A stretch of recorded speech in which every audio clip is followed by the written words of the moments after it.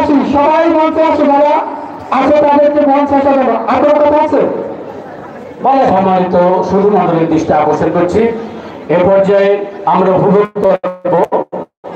আমরা বইয়ের কথায় বলেছিলাম ক্ষুদিরামের ফাঁসি 1757 সালে পলাশী আমরা কারণে স্বাধীনতার সূর্য অস্তমিত হয়েছিল। 190 বছর পরে 1947 সালে আমরা সেই পরাশক্তি ব্রিটিশদেরকে প্রতিহত করতে সক্ষম হয়েছিলাম, যার বিনিময়ে আজকে আমরা পেয়েছি স্বাধীন সার্বভৌম রাষ্ট্র, যাদের রক্তের বিনিময়ে ক্ষুদিরাম, মাস্টারদা সূর্য সেন, প্রীতিলতা ওয়ার্দেদার, তিতুমির এরকম অসংখ্য অসংখ্য ব্যক্তিদের যারা তাদের সেদিন মূল্যবান জীবন এই দেশের জন্য বিলিয়ে দিয়েছিলেন, তাদের মধ্যে অন্যতম আরেকজন ছিল ক্ষুদিরাম। এই ক্ষুদিরাম সেদিন কি করেছিল দেশের জন্য আমরা সেটা আজকে আমরা বাস্তবে উপভোগ করব। এটা দেখার জন্য আপনাদের প্রতি বিনীত